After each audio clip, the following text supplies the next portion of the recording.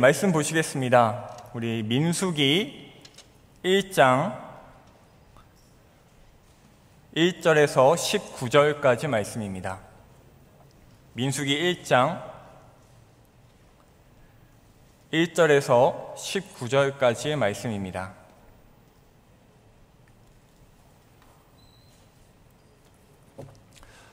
제가 봉독하겠습니다.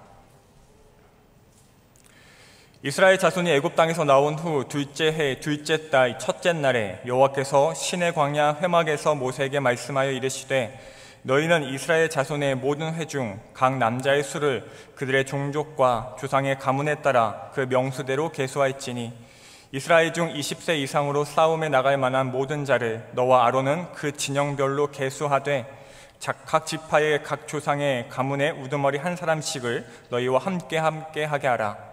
너희와 함께 설 사람들의 이름은 이러하니 르우벤 지파에서는 스데울의 아들 엘리수리요, 시므온 지파에서는 수리사떼의 아들 술루에미엘이요, 유다 지파에서는 암미나답의 아들 나손이요, 이사가 지파에서는 수알의 아들 느다넬이요, 수불론 지파에서는 헬론의 아들 엘리압이요, 요셉의 자손들 중 에브라임 지파에서는 암미우스의 아들 엘리사마요, 므낫세 지파에서는 부다술의 아들 가말리엘이요, 베냐민 지파에서는 기드오니의 아들 아비단이요, 단 지파에서는 암미사떼의 아들 아히에셀이요, 아세 지파에서는 오그란의 아들 바기엘이요, 갓 지파에서는 두우엘의 아들 엘리아삽이요, 납달리 지파에서는 에난의 아들 아히라이니라 하시니 그들은 회중에서 부름을 받은 자요 그 조상 지파의 지휘관으로서 이스라엘 종족들의 우두머리라. 모세와 아론이 지명되는 이 사람들을 데리고 둘째 달 첫째 날에 온 회중을 모으니 그들이 각 종족과 조상의 가문에 따라 20세 이상인 남자의 이름을 자기 계통별로 신고하며 여호와께서 모세에게 명령하신 대로 그가 시내 광야에서 그들을 계수하였더라. 아멘. 오늘부터 금요 철야 기도의 이 시간에 민수기 말씀을 나누게 되었습니다. 오늘은 그 첫 시간으로 민수기의 배경과 그리고 민수기에 대한 오해와 진실 그리고 첫 장의 이야기들을 살펴보고자 합니다. 민수기에 대한 이야기를 시작하기 전에 제가 설교를 준비하면서 느낀 개인적인 생각을 좀 말씀드리겠습니다. 민수기 말씀을 준비하면서 제가 민수기 설교를 몇 번 했었는지 찾아보았습니다. 굉장히 적었습니다. 저는 아직 설교자로 강단에 선 지 얼마 되지 않았기 때문에 설교의 횟수가 당연히 적지만 그 적은 수 중에서도 민수기는 상대적으로 굉장히 그 설교 빈도가 적었습니다. 그래서 목사님들의 도움을 받아 제대로 다시 묵상하고 공부하지 않을 수 없었고 그렇게 설교를 준비하면서 민수기를 새롭게 접한 저는 우리 성도님들께 이렇게 말씀드리고 싶습니다. 민수기를 통해 주실 은혜를 기대하시기 바랍니다. 주실 은혜를 기대하라고 말씀드리는 이유는 제가 민수기에 대해서 그런 기대를 다른 책들에 비해 상대적으로 하지 못했기 때문이고 더불어 그러한 기대하지 못함이 얼마나 큰 실수였으며 오해였는지 알았기 때문입니다. 사랑하는 성도 여러분, 민수기를 기대하시기 바랍니다. 주실 은혜가 풍성할 줄 믿습니다. 사실 이 민수기 말씀을 다른 모세오경이나 다른 성경의 책들에 비해 기대하지 않거나 덜 사모하는 몇 가지 이유가 있습니다. 굉장히 표면적인 이유인데요. 첫 번째로 우선 제목과 첫 장면이 흥미를 갖지 못하게 합니다. 민수기라는 이름은 백성의 수, 숫자라는 의미의 제목입니다. 영어로는 넘버스입니다. 창세기라는 모세오경의 첫 번째 책은 그 제목처럼 하나님의 창조 이야기를 멋지게 담아내고 있습니다. 출애굽기는 이집트에서 탈출하는 이스라엘의 스펙타클한 여정을 보여줍니다. 그 이름 자체로 읽고 쉽게 만드는 책들입니다. 그런데 민수기는 그 이름답게 1장부터 인구조사가 시작됩니다. 발음하기도 어려운, 저도 오늘 본문을 읽으면서 수도 없이 연습했는데 또 틀렸죠. 발음하기도 어려운 이 사람들의 이름이 많이 등장합니다. 그리고 숫자를 세죠. 그래서 우리는 민수기를 어려워할 수밖에 없습니다.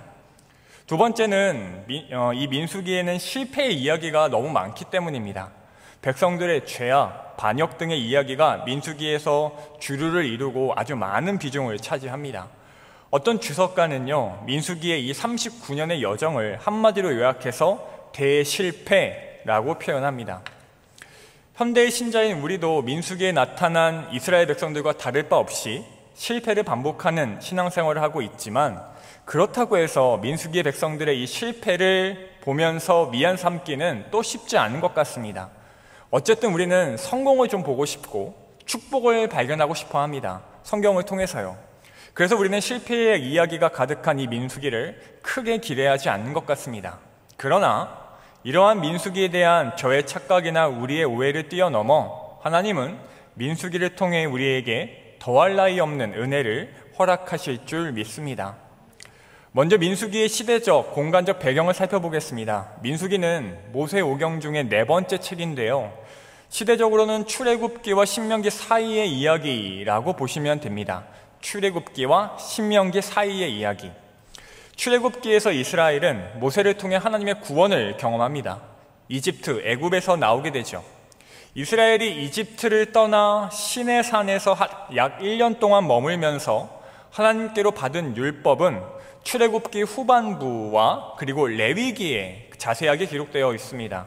민수기는 그 1년이 지나고 나서, 그러니까 이집트에서 나와서 시내산에서 지내다가 그곳을 떠나려고 하는 때부터의 이야기입니다. 총 40년 그 광야의 기간 중에 2년째부터의 여정인 것이죠. 뒤따르는 신명기는 가나안 입성을 앞둔 그 모압 평지에서 모세가 2달에 걸쳐 이스라엘에게 율법을 강론하고 하나님을 섬길 것을 권면하는 그러한 내용을 담고 있습니다. 그게 신명기입니다. 그러니까 출애굽기, 레위기, 민수기, 신명기 이 4권의 책 중에 가장 긴 이스라엘 그 역사를 정리하고 있는 책, 가장 오래된 이스라엘의 그 역사를 기록하고 있는 책이 민수기인 것이죠. 40년의 광야 생활 중에 39년이 민수기에 기록되어 있습니다. 물론 이 39년을 자세하고 균형 있게 다 기록하지는 않습니다. 민수기는 출애굽 2년째 되던 해와 그리고 40년째 되던 해에 그 두 연도의 대부분의 분량을 할애하고 있으며, 그 사이에 38년이라는 동안의 그 이야기는 겨우 5장에 기록되어 있을 뿐입니다. 민수기가 36장이니까 36장까지 있으니까 5장이면 매우 적은 분량이죠. 39년 중 38년간의 내용이 마지막 1년, 양쪽의 1년의 내용보다 적은 이유는 38년의 역사가 중요하지 않아서가 아니라 그 시작과 끝, 그 출애굽 이후 신의 광야에서 출발하는 그 1년의 때와 그리고 마지막 들어가는 1년의 때의 그 정도의 거기의 역사가 너무너무 중요하기 때문입니다. 민수기의 저자는 아시다시피 모세입니다. 하지만 책의 이름도 모세가 지은 것은 아닙니다. 민수기라는 책의 이름은 1장과 26장에 나타난 2번의 중요한 인구조사를 반영해서 라틴어로 숫자의 책이라는 말에서 유래했습니다. 숫자의 책이라는 뜻이죠. 하지만 유대인들도 그렇게 민수기를 부른 것은 아닙니다. 유대인들은 민수기를 바미드바르라는 히브리어로 불렀습니다. 바미드바르, 우리말로 하면 광야에서라는 뜻입니다. 그렇습니다. 민수기는 단지 숫자의 책이 아니라 이스라엘 백성들의 광야에서의 여정을 보여주는 책입니다. 광야에서라는 제목이 훨씬 더 잘 어울린다는 거죠. 광야에서 얼마나 많은 죄를 지었는지, 얼마나 그들이 그 광야에서 고생을 했는지, 얼마나 또 그 광야 가운데서 하나님께 은혜를 입었는지를 기록하고 있습니다. 민수기에는 2세대가 등장합니다. 출애굽을 경험한 출애굽 1세대와 그 다음 세대인 출애굽 2세대입니다. 오늘 우리가 읽은 본문을 포함한 1장에는 인구조사가 등장하죠. 이 인구조사는 출애굽 1세대에 대한 인구조사입니다. 그리고 26장에서 한 번 더 인구조사가 있다고 말씀을 드렸는데, 이때의 인구조사는 출애굽 2세대에 대한 인구조사입니다. 앞으로 민수기를 계속해서 살펴보시면 아시겠지만 이 1장 인구조사 때의 출애굽 1세대는 가나안 땅에 들어가지 못합니다. 그들의 죄악과 반역 때문에 그들은 약속의 땅으로의 입성을 허락받지 못했습니다. 가나안 땅에 들어가도록 허락받은 것은 출애굽 2세대였습니다. 그러니까 민수기는 가나안 땅에 들어가지 못한 출애굽 1세대와 가나안 땅에 들어가게 된 출애굽 2세대 사이의 전환의 이야기이며, 이 사람들이 어떻게 실패했으며 그들의 이 실패에 대해서 하나님께서 어떻게 일하셨는지를 보여주는 책인 것이죠. 배경 설명은 여기까지 하고 본문으로 들어가겠습니다. 민수기는 하나님께서 모세에게 하시는 명령으로 시작합니다. 2절부터 4절입니다. 너희는 이스라엘 자손의 모든 회중 각 남자의 수를 그들의 종족과 조상의 가문에 따라 그 명수대로 계수할지니 이스라엘 중 20세 이상으로 싸움에 나갈 만한 모든 자를 너와 아론은 그 진영별로 계수하되 각 지파의 각 조상의 가문의 우두머리 한 사람씩을 너희와 함께 하게 하라. 인구 조사를 명령하십니다. 그리고 도울 사람들, 함께할 사람들 각 지파의 우두머리를 부르라고 하십니다. 하나님은 모세와 함께할 각 지파의 우두머리의 이름을 다 일일이 가르쳐 주십니다. 모세가 알고 있었겠지만 그럼에도 하나님은 다 알려주시는데요. 하나님께서 친히 이렇게 사람들의 이름을 많이 부르는 것은 성경 66권 전체를 통틀어서도 거의 없는 일입니다. 함께할 사람들을 일일이 다 가르쳐 주신 후에 모세와 아론은 곧바로 이 하나님의 명령을 실행합니다. 지명된 사람들을 다 불러 모으고 또 온 회중을 모았습니다. 그리고 그 지명된 사람들을 통하여 온 회중, 이스라엘 백성들의 모든 그 사람들, 남성의 인구들의 숫자를 셉니다. 그 장면이 19절입니다. 여호와께서 모세에게 명령하신 대로 그가 시내 광야에서 그들을 계수하였더라. 그리고 이제 나오는 20절부터 1장 마지막에 46절까지는 실제 인구조사, 20세 이상 남자들에 대한 인구조사에 대한 기록입니다. 46절에 보시면 그 총 인원이 60만 3,550명이라고 기록되어 있습니다. 이 인원이 싸울 수 있는 20세 이상의 남자의 숫자라면 지금 이 시내 광야에 살고 있는, 지금 이 자리에 모여있는 백성 전체의 숫자는 최소 200만 명이라고 예상할 수 있습니다. 그런데요, 이 숫자에 대해서는 신학자들의 의견이 정말 많이 분분합니다. 왜냐하면요, 터무니없이 많기 때문입니다. 너무 많은 거예요. 이 200만이라는 숫자가 정말 진짜냐라고 의심할 수밖에 없는 숫자입니다.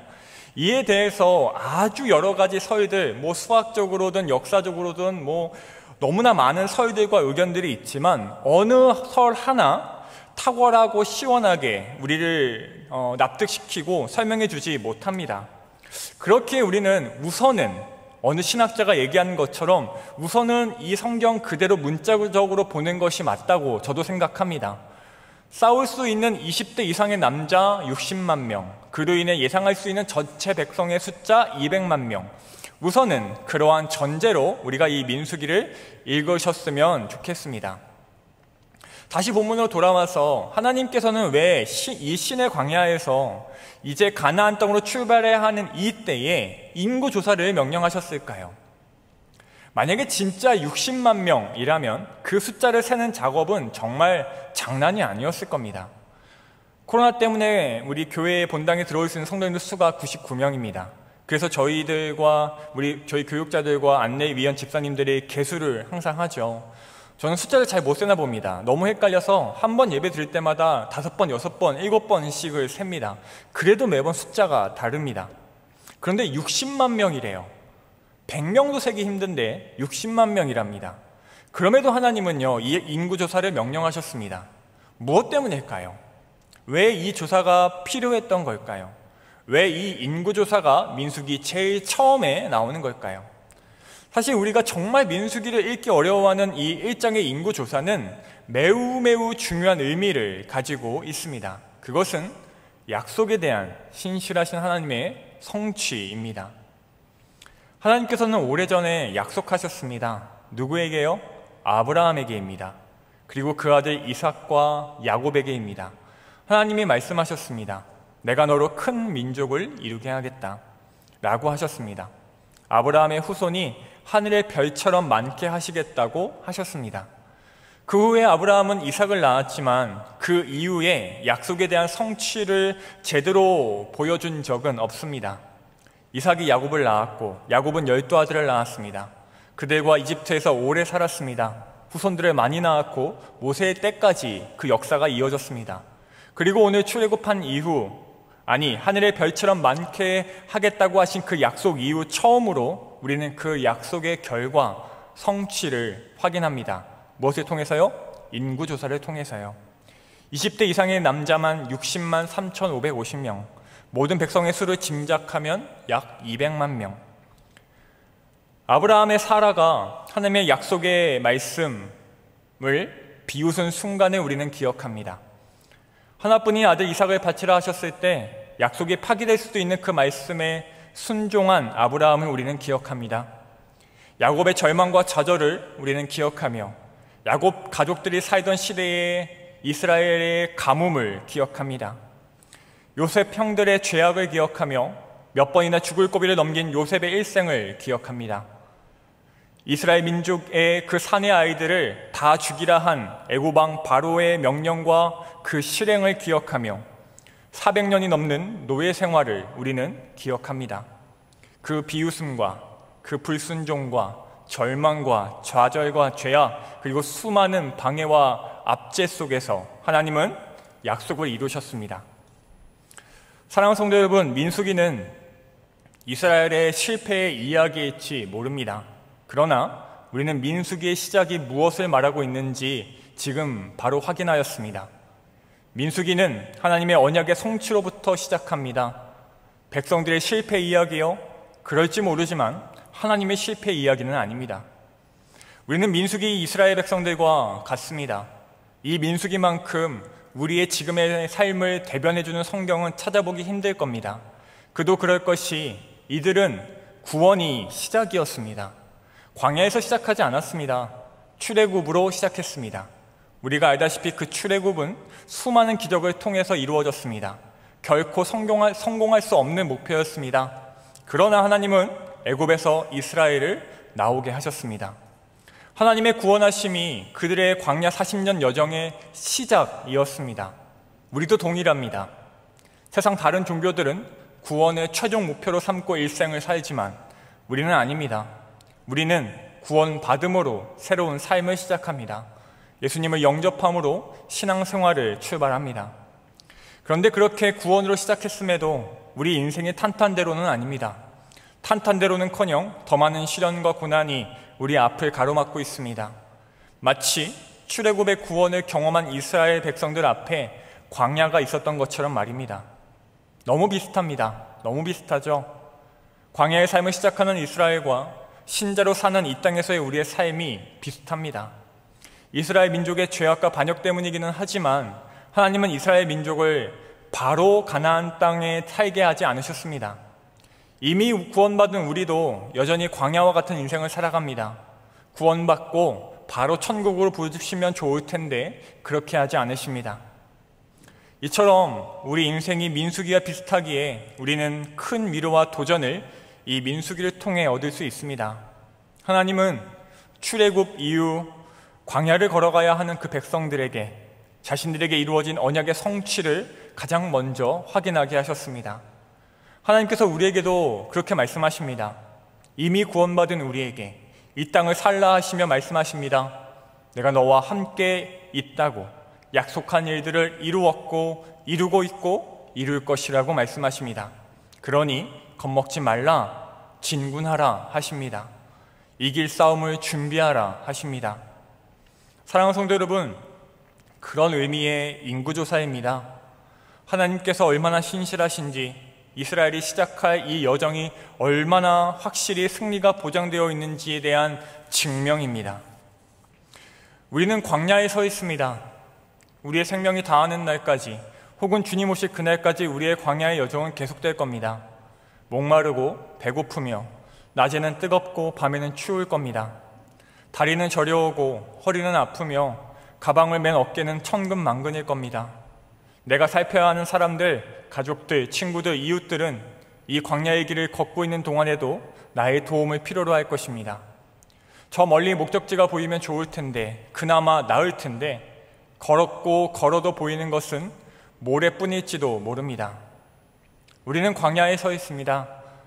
좋은 일보다 괴로운 일이 많게 느껴지는, 웃을 일보다 울 수밖에 없는 일이 더 많아 보이는 길입니다. 그러나 여러분, 우리는 우리에게 주어진 이 광야를 걸어갈 수 있습니다.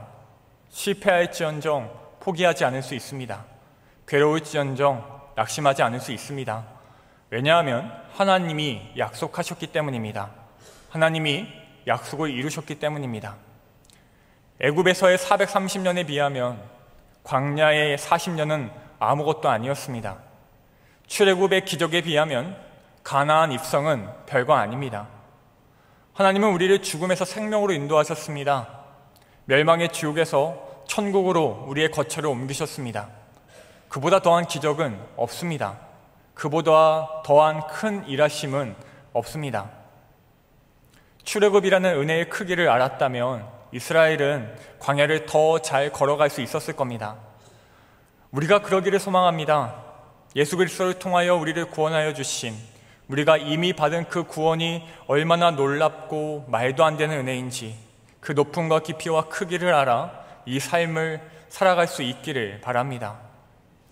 이스라엘 민족의 하나님의 인구조사 명령은 단순히 숫자를 세는 일이 아니었습니다. 나의 약속의 성취를 보았지? 이토록 너희를 사랑하는 내가 앞으로도 그럴 것이다. 내가 너희를 보고 있을 것이다 하시는 하나님의 보증입니다. 하나님께서 보고 계십니다.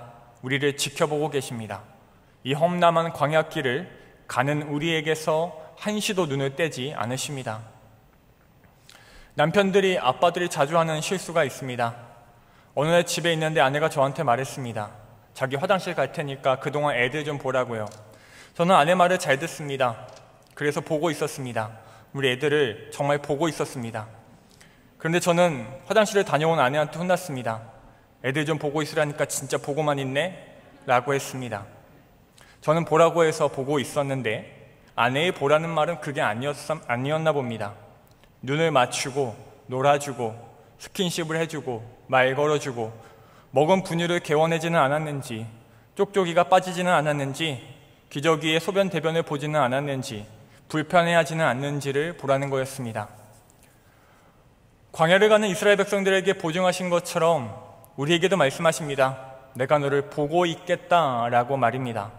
그 보시겠다는 말씀은 저의 행동과 같지 않을 겁니다.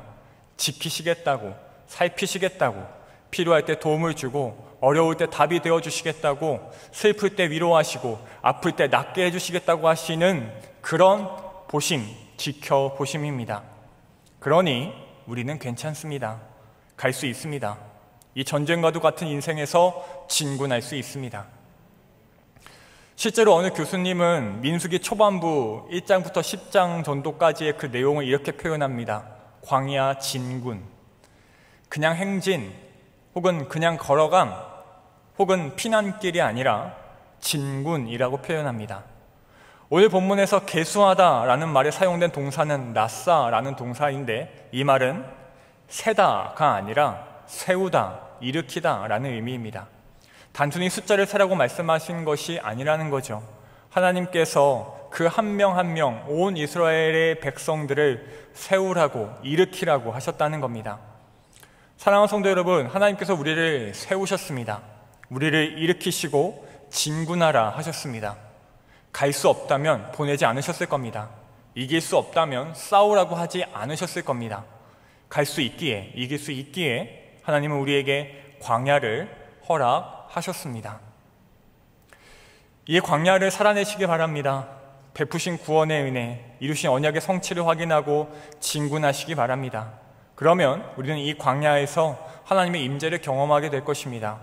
광야를 걸어가면 걸어갈수록, 고난과 맞닥뜨리며 괴롭고 힘들고 아플수록 우리는 더욱더 하나님의 임재를 더 많이 경험하게 될 것입니다.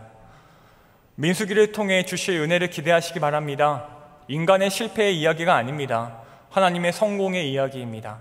숫자의 기록이 아닙니다. 언약의 성취의 기록입니다.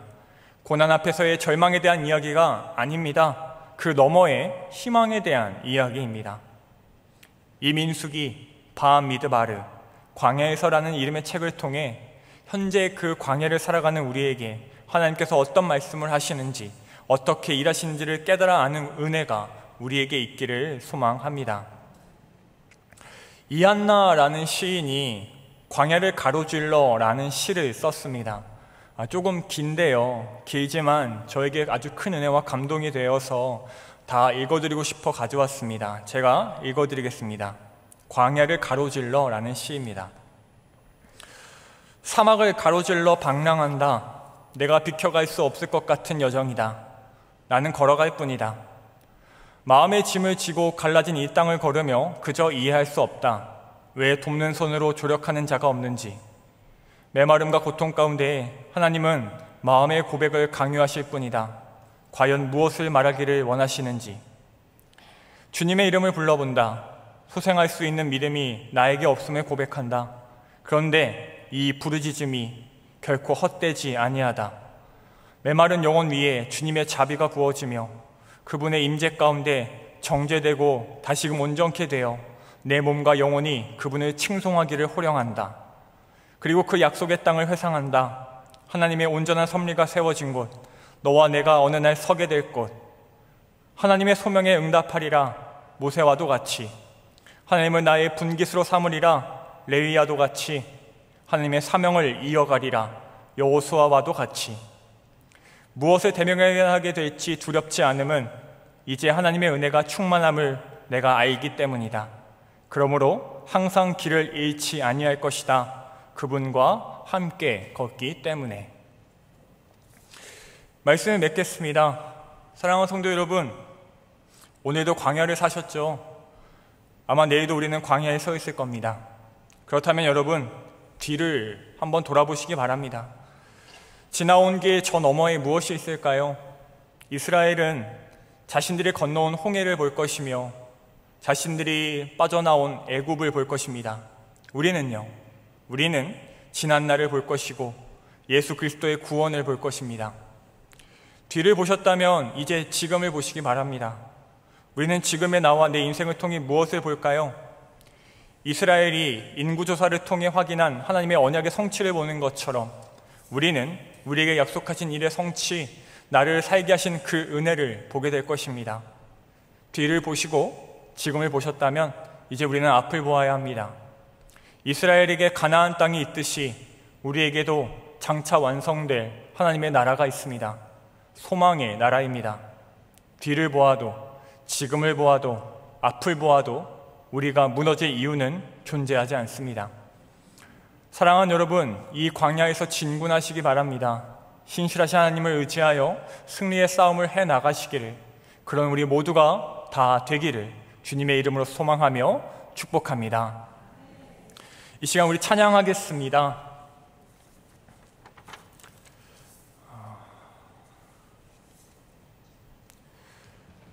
괴로운